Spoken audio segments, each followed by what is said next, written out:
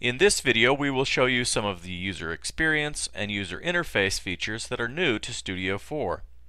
Let's start by talking about the new layouts and the new styles.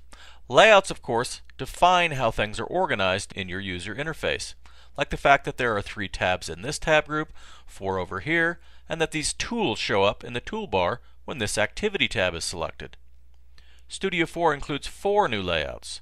The one you are looking at here is called Hollywood Boulevard. It's a simple, uncluttered layout that separates tools and content into 4 activity tabs.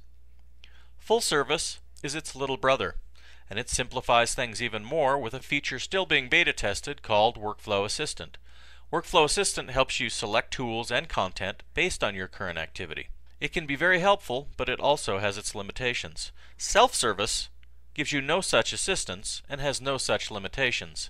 It assumes that you know your way around Studio, so it exposes more tools and tabs than both Hollywood Boulevard and Self-Service. The last layout is City Limits. It's a no-nonsense, get out of my way and give me my tools type of layout. You may end up using each of these layouts as you develop as a Studio user. Studio 4 also includes 2 new styles. Styles define how individual items will look, like that highlighted items are this orange-yellow, or that the text on these tabs is 17-point Arial. The style you are looking at here is Main Street. It's a bigger, bolder style than its slimmer brother called Highway. Studio 4 also introduces vertical tabs that can be seen and switched between even when the tab groups are closed. We've also added guide pages and tip pages that should help you keep moving in case you get stuck. Both guide pages and tip pages include links to contextual videos that walk you through every aspect of Studio 4. Probably the most significant improvement to Studio 4 is the introduction of Smart Content. Smart Content is self-aware, meaning it knows important information about itself that it can pass along to Studio to make your experience better. Let's say I need a new hairstyle to fit the new Genesis figure.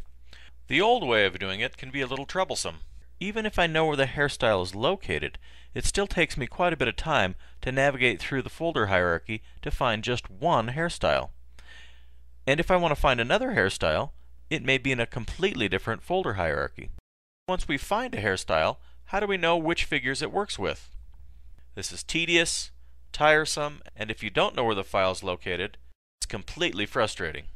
Let's look at a new way to find content. When Smart Content gets installed, it tells Studio who it is, what it is, where it is, and what it works with. This way Studio can keep track of all these things, understand the relationship between content, and serve it up to you in a more intuitive way without you ever needing to know where it was installed. Now why don't we take a look at this new way in action. Select Hair from the side navigation and you'll see all the Smart Object Hair available. Select Genesis and filter out anything that's not compatible with it. Now after you add a hairstyle to Genesis, you'll probably want to change its color. The old way to do this is to go into the poses. Yeah, the poses, not too intuitive. Now let's go look over the new way. Select the hairstyle in the scene, refresh your side navigation, and voila, all of your preset options show up. Change your hair color and you're done. That's it. We hope you find these improvements helpful as you dig into Studio 4.